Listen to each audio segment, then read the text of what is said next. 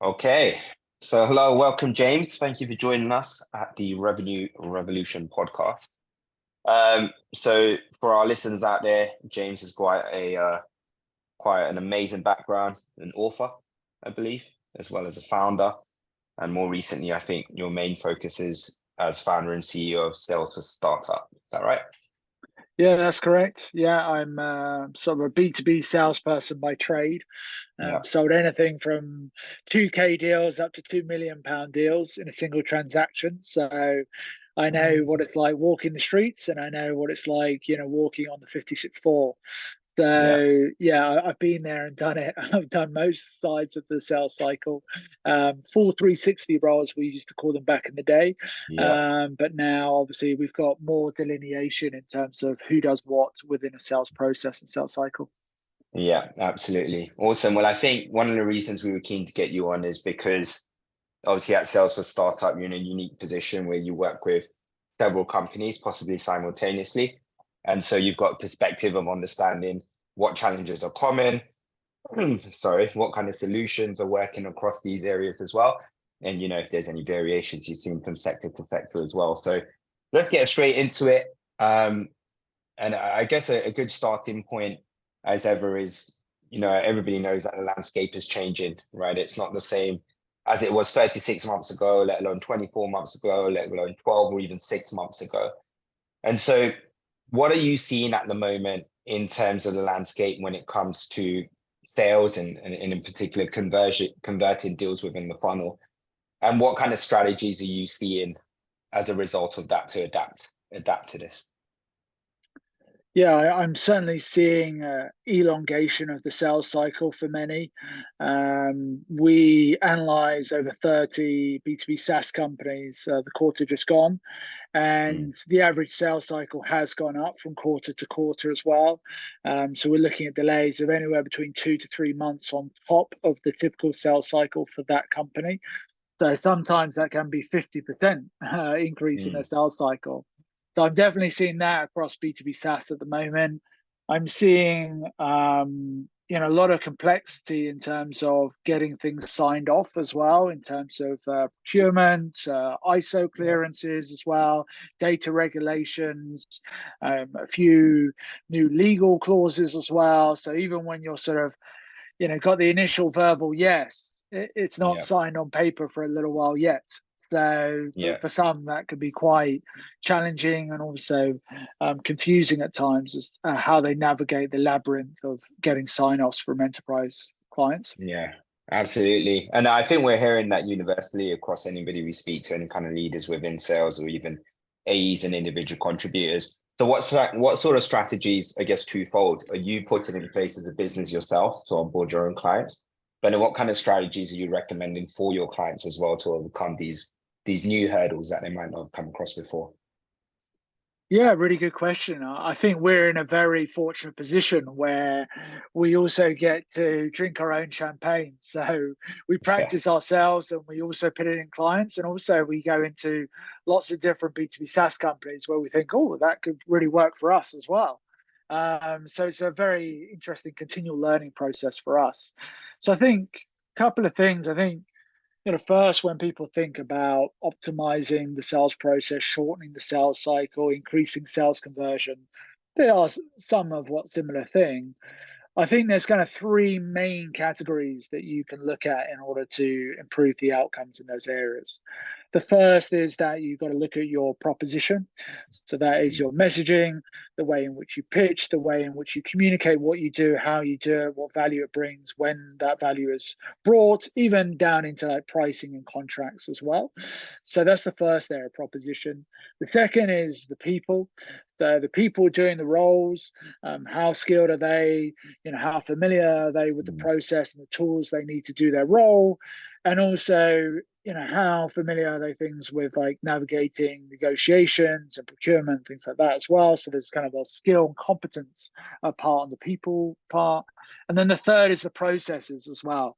So there are lots of different processes. We'll probably talk about the sales process quite a bit today. But there are obviously renewal process, there's expansion processes, there's lead generation processes. Of course, there are many more. But I think that having proposition, people, and process to kind of diagnose your challenges with regards to sales conversion is a good place to start. And you Yeah. find that normally it kind of majors and minors in those categories as well. Normally sort of two categories, sometimes three, but that's normally a good place to start.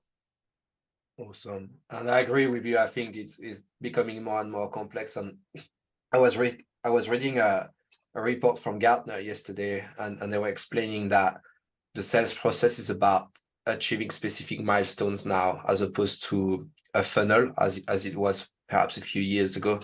Do you see any structure patterns in the structure that successful companies have put in place versus those that are a little bit less successful? Yeah, I'm seeing now more of a focus on customer success.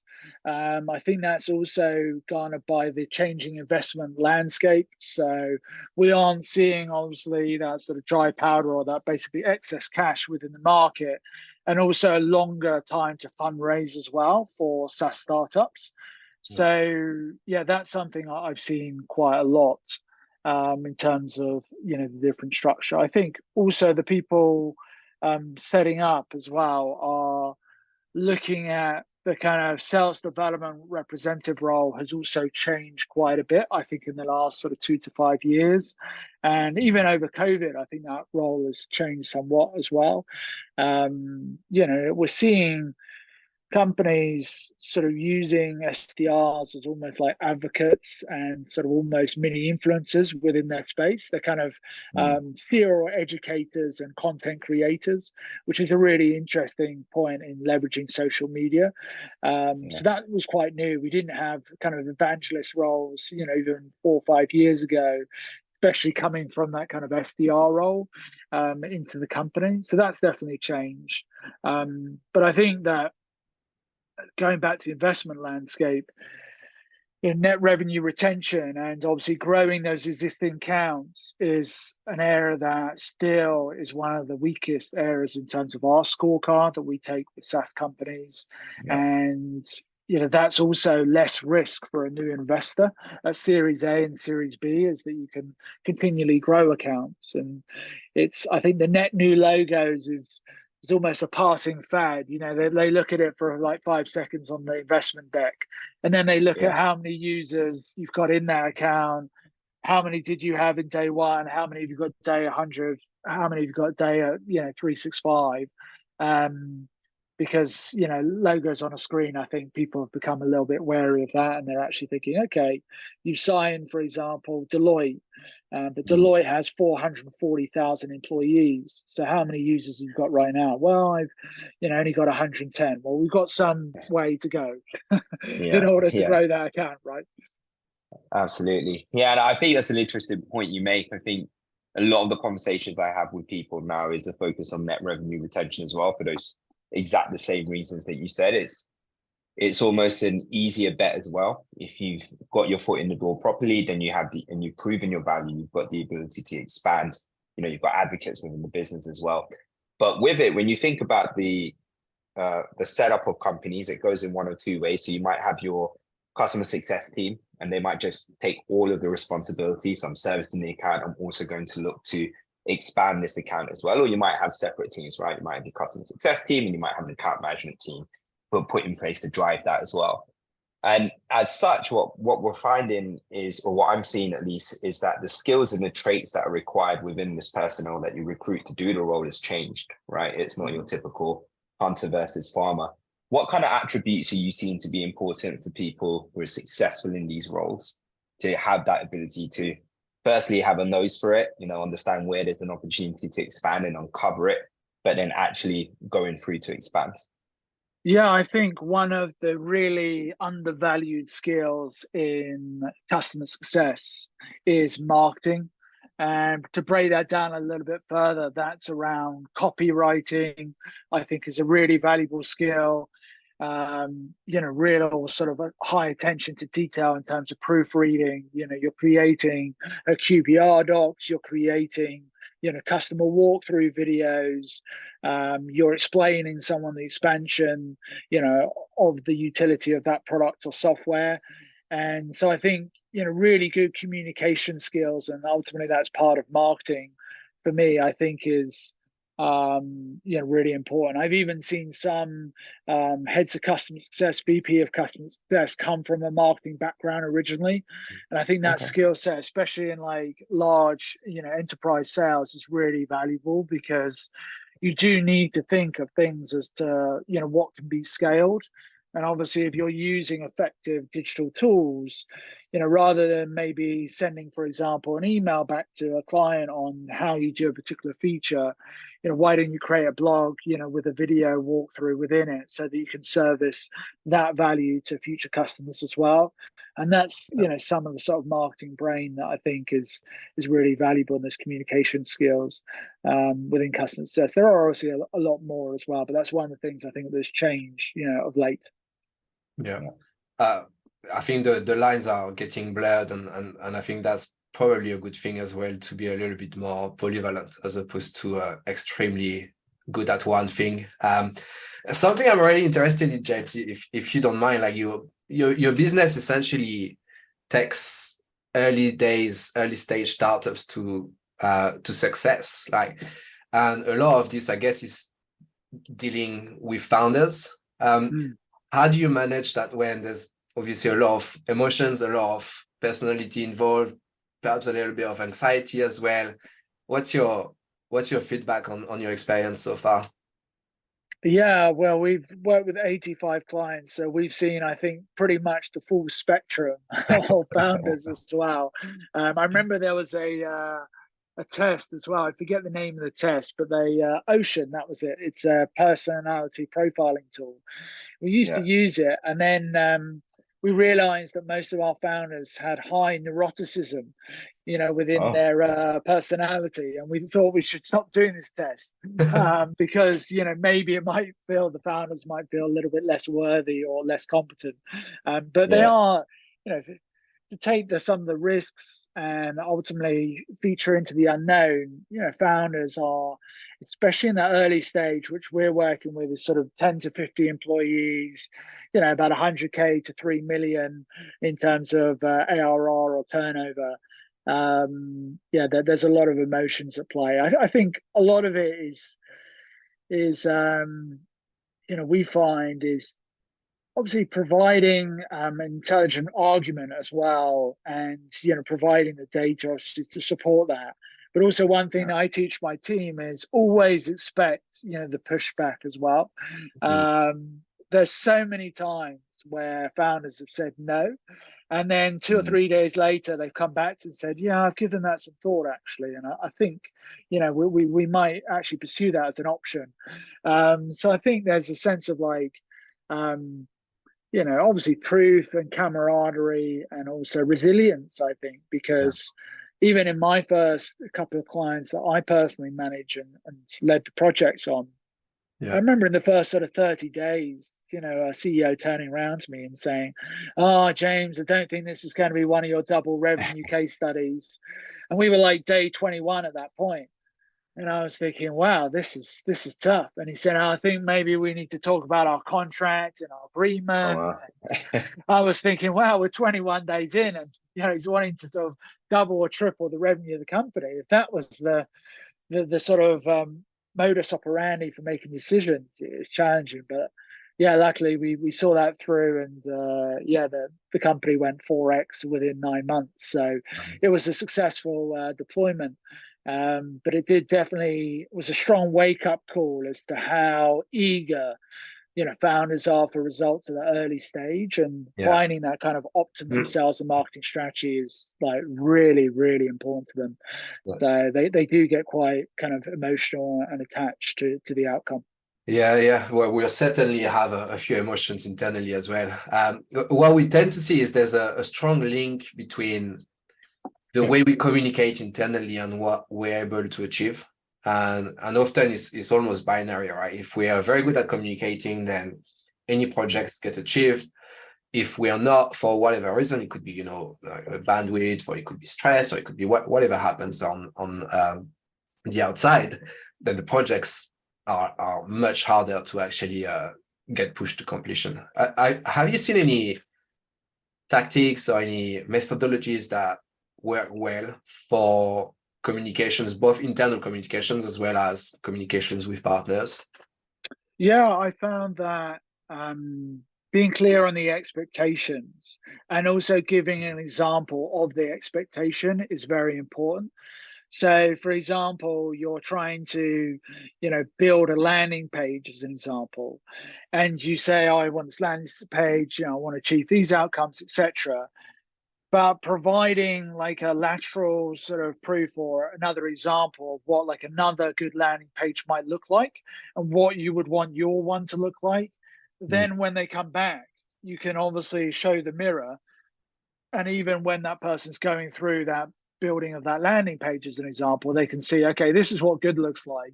And mine's here, and we're not quite on a parallel, to what good looks like. I think for me, that's really worked well, because in times before I, said, oh, we need to do this. And then I had never really defined what good looks like. And I just had this sort of inherent expectation that they're going to create something that I've never said or never articulated.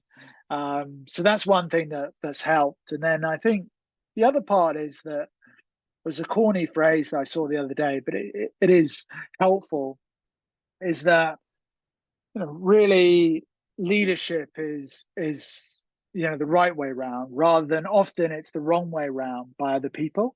So they see it as deal rather than lead, as in you're a leader of the big deal, and you're not the big deal. Really, you are actually just the conductor of the orchestra, but you're not the soloist. You're not the person on the piano. You're not the person that studied, for 10, 20 years to do a certain thing really well in terms of coding or developing. So you're just the conductor of the orchestra, and you're not really the big deal. I think that also really helps when you look at giving leadership to other people and ultimately giving them, safe parameters as well to fail. And also celebrating not only the wins, as a lot of people do, but also some of the failures as well. I think, the sort of failing forward mentality is quite hard to embed within your company, especially in the early days for a founder, when you fear judgment and you think that like, oh, if I show them we're only at this level and we want to be at that level, and actually that's like 5x away from where we should be, they'll run a mile and think, oh, these people are dreamers. I think some of it is just, like I said, given that ability and that forum, to a safe zone for people to say, oh yeah, I screwed up with that, and this is what the impact was. This is what I learned from it. This is what we're going to take forward from this, and sort of it's like a screw up of the week kind of mentality, right? Yeah, no, that makes sense. I think it's interesting what you said about giving leadership to other people as well. So giving them the autonomy to be able to make decisions, fail forward, as you said, like these are all things that resonate really well with me as well. But I think the starting point for a lot of founders that not necessarily everybody has is the ability to be self-aware, right? So when you want to give away leadership or give away autonomy to people, you have to be aware of, firstly, what your own shortcomings are, right? So, my shortcoming is X, and so I need to bring somebody in to be able to manage this part of the process for me. And so how you navigate in those conversations, because I find that the best founders or the best leaders, not even necessarily from a founder perspective, are those that are more self-aware. But it's not always the case that the people who are in positions of leadership or people who are founders are self-aware. So I'm sure, having dealt with 85 different set of founders, I'm sure you've come across scenarios where some people are, but I'm sure there's been a lot of times where they're not as well. So how do you navigate that? Because I guess it's a bit of a balancing act for you, right? Because it's business for your company as well. So you have to nurture that relationship. So you can't be extremely binary as well, or you might be, I don't know. But then also you want to make sure that they can learn to be aware, because that will allow you to achieve success for them.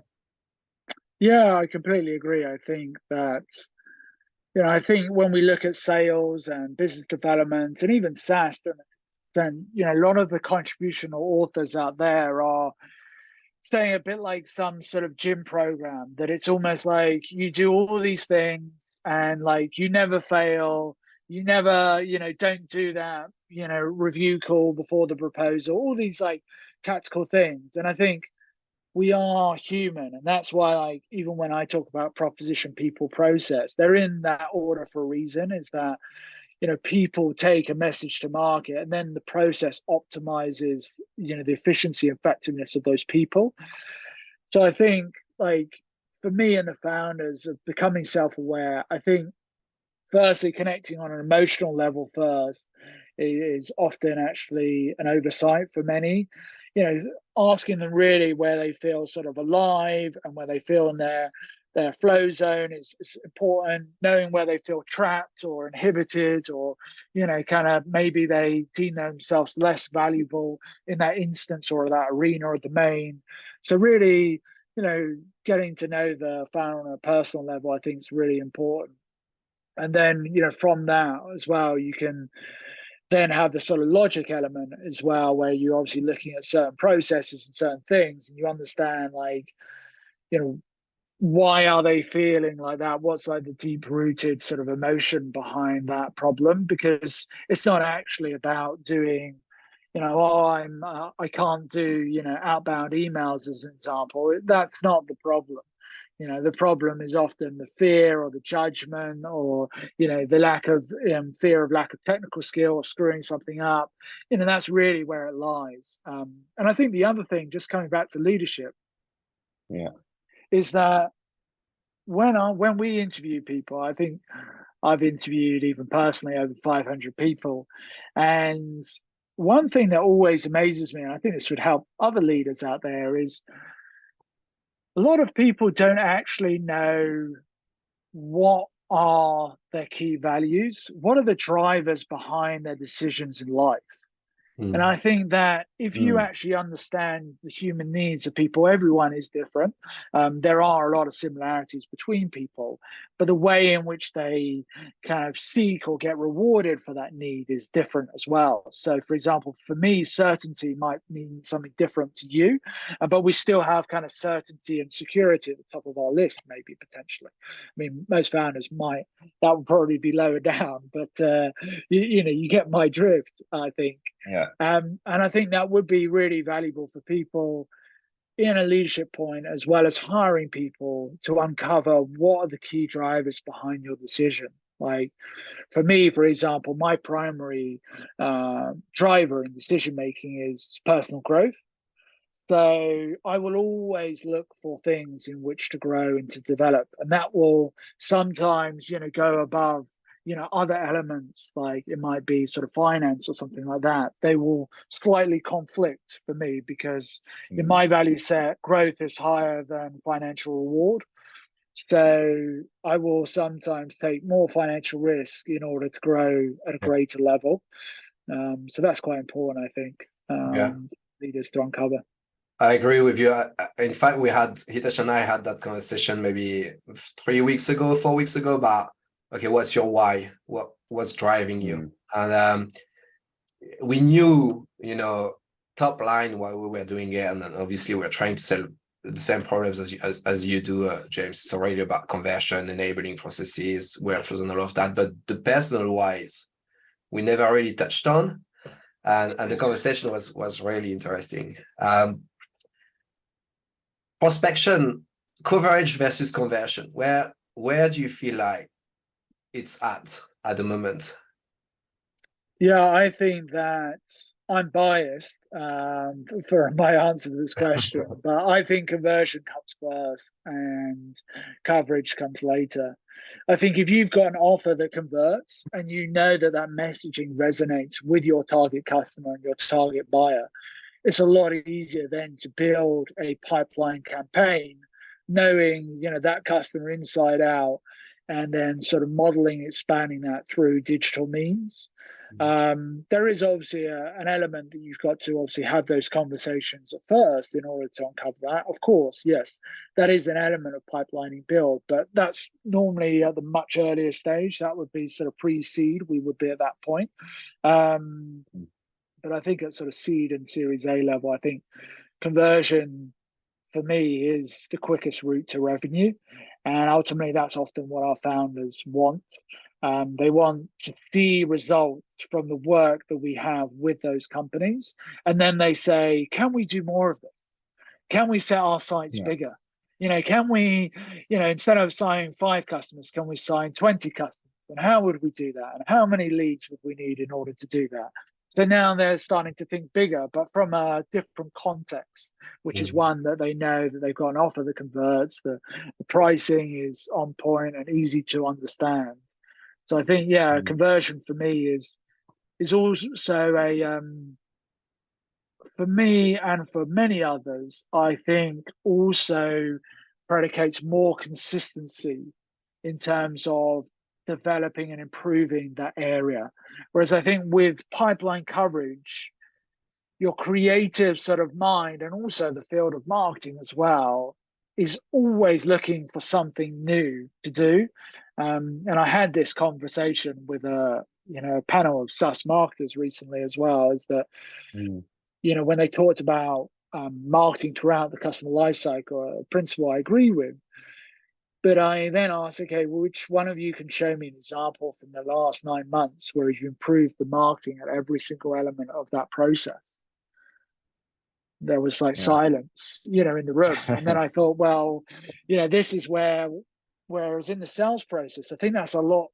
It's almost a bit more common to us to think, okay, how can we improve the demo call script? How can we improve our messaging around the proposal? Is it the order we need to change? Is it the description within the pricing? We're always kind of looking for those, incremental edges. I know that people are in pipeline coverage as well, but I think and the way in which obviously sales is perceived is that obviously you've got potential qualified lead at that point and taking it to a close.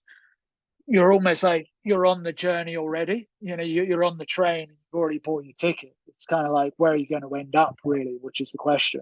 Not whether you're going to move forward. It's whether you're going to end up at the wrong location or the right location. It's really about it. So, I find the conversion first, and then coverage to expand what you've got. Yeah, I agree. Yeah, absolutely. We had that conversation, Hitesh and I, like a few months ago, around coverage is becoming harder to get because of how convenient it is to actually mass email and mass contact anyone. So you actually have to prioritize what's in the pipe and get this to completion so that you can have a land and expand strategy, which is profitable. But it's hard. It's harder to do. Like, you're right. I think it's way more qualitative.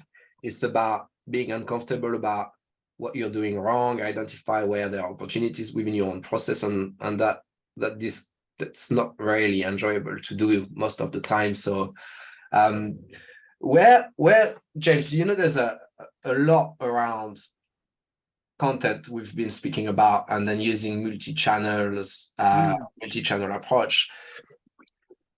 How do you position ChatGPT in there? How do you position, the likes of WhatsApp and then more over the line marketing like blog creation and all of that? What's the most important, you think, to be successful early days?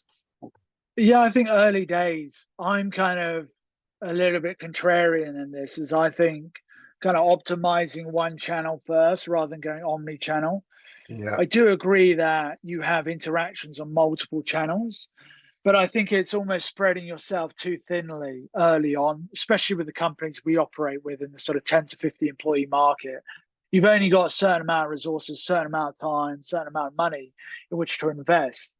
I think trying to almost build some eureka, utopian omni-channel experience. Also you got to look at the skill set in your team, for example, and they're like, for example, do you have the skill set of doing, social media ads for retargeting, do them really intelligently? Or would you be best spent in terms of, building referrals from the partners or something like that? Is that where you're stronger? So I think, the omni-channel for me, I don't really like that expression, because I think everyone thinks that firstly I need to be on all channels. I don't think that's omni means all. So I don't like that as a point, because you've got to select the channels. And then the second thing is that buyers respond to different mediums of contact. It's not meaning that it's the only one that they respond to, but even picking the very kind of traditional channels of email, LinkedIn and phone as an example, there are obviously combinations of those three channels, but some buyers respond really well to phone and not to email and social. So I want to Yeah. basically contact the people by phone that will pick up the phone and have at least a 5-minute conversation to kind of qualify if that's someone I can build a connection with and find out one or two key pieces of information in that call. But that wouldn't do the sort of omni-channel discussion where it would be like, but also again, it's not like broad brushed. And I think that's where data, we came across a new data partner that we're in discussions at the moment with as a software partner for, our clients, also for our business, which is to do that initial channel analysis on, a target buyer list and say, what are their preferences of communication? And then down onto contact level. So not just aggregizing up to market level and saying, okay, our market is email and social, for example. No, I want to know, the Mick is actually, he is, email and phone. So I need to use those two mediums for just Mick. But Hitesh actually will be LinkedIn and email. So I'm going to not phone Hitesh. I'm going to, have a different strategy for Hitesh. So we're talking on like contact level, having the preferences of the channel. So that means that very quickly for early stage startups, and especially on the outbound piece, you can then have a very tailored approach to contact with those prospects rather than doing one size fits all. And I think that's the same with omni-channel, is that, we all, communicate on multiple platforms. That's true. But also we have like one or two primary things that the work for you. A bit like if someone in my team WhatsApps me, that's like a no for me, because WhatsApp is like for personal. So I look at all my family and the millions of messages that I mute and so forth from all the family updates in there. But then they text me, then that's like my work zone as well. As I have iMessage, and if it's immediate, that's an area to get hold of me quickly. So it's very different in terms of platforms, whereas people might think, oh, let's use WhatsApp and text and phone and voicemail and email and social. And also buyers have become so much more aware of the kind of, the prospecting triples, the combo prospecting. They kind of devalue it in a similar way. And I think you just got to be aware of that, of like, let's master one or two things really well and obviously tailor that to the contact. Know what obviously the averages are in the audience, that's helpful. But then try and do it at contact level and test. Obviously it's experimentation, right? Yeah, it's interesting that you say that actually at the contact level, because I know that I've been, and I've had my team in the past do the same as well, but within the sales cycle, move to WhatsApp if it's possible, because you get more immediate responses, people are more engaging, and more often than not, I find it to be acceptable. But speaking of what you're saying, there are instances where actually people would rather you didn't go through WhatsApp, and actually they don't respond to the WhatsApps and they just come back to you on email anyway. So really important you understand what their preferences are. Conscious that we are almost out of time. So just to wrap up, we do like to ask one final question, which is, from your whole your amazing career that you've had to date, what would you say is your best memory from sales, or your fondest memory from sales? Cool. I think one of my favorites is getting a ebook white paper download. And this is when we had basically no marketing. We just sort of picked this ebook up and just crossed our fingers to someone that would download it. And only about 3 people downloaded it. And we booked a call with this prospect. They were based in Sweden. We were based in London at the time. And I remember persuading my team, to let's just, book a call with this person. Let's get on the phone. And so we tried multiple times, but we did get on the phone, and we did use, the text and the email and these things as well to get in touch with that buyer. And I had to persuade my team even to fly to Sweden, because we never had a customer in the whole of Scandinavia. And even my general manager was like, I'm not sure I can spend sort of £1,000 on expenses to go and see this small startup. And I was like, this startup is growing quicker than Stripe and PayPal put together. And they were like, Wow. oh, I don't know, I didn't know that. And so we went out to Sweden, and yeah, we luckily signed a deal with this customer called Klarna, and they were only sort of a small startup then, about 50 people, when I went over there. And even by the first deployment of the software and the services, and they were already 125 people after that. And then by the second deployment, they were 250 people, and then they just continued growing, and one of the unicorns of Europe as well. And I just remember that point of why it was such a fond memory was, we tried something, we didn't really have like massive expectations of it. We followed it up with a lot of action. We were resilient in terms of dealing with management and expenses. We got the team on board. We went through the process. We did the pre-proposal review, which is the first time that I really deployed it in earnest. So I had that kind of stakeholder consultation before submitting the proposal. And it was a sort of £1 million deal that we signed and became a very respected client. So I think that was one of my fondest. And also I'd never been to Sweden personally as well, going to Stockholm. And as I walked into the Klarna building, I just looked up, as you did, on the main street, and I saw King and Spotify logos above the point. And I was thinking, wow, this is cool. Like Stockholm, Spotify, and I was thinking, wow, this is cool. Like I'm in the sort of tech ecosystem. I didn't really know all about tech at that point, but it's a very fond memory. And I stayed, friends with that sponsor as well. Moved to another company as well. Basically the sort of Uber of Singapore. So yeah, it's been a good ride, and it was really interesting thing as like salespeople often by management kind of get told no quite a few times, but that like persistence and resilience of like, come on team, let's what is it, £1,000, but this could be minimum sort of £500,000 deal. Like, oh, we're not prepared to spend £1,000 to acquire a proposal. I think we are team. Like most people would spend £1,000 on a proposal, not alone just a call or a meeting. So yeah, it was one of my fondest memories of starting in Klarna and seeing this company grow so expansively as well, and then seeing them on the underground. I saw them even on the underground the other day, and it always makes me smile. As God, that tiny little startup, that had to persuade the team to go over. Now they're everywhere, and they are omnipresent, and they're omnichannel for sure. So, amazing. Well, James, look, I feel like we could speak to you forever with your wealth of experience and knowledge that you have, but there's nothing left to say other than thank you for joining us on the Revenue Revolution podcast. And I'm sure we'll speak again soon. Yeah, thank you very much. Thank you for joining.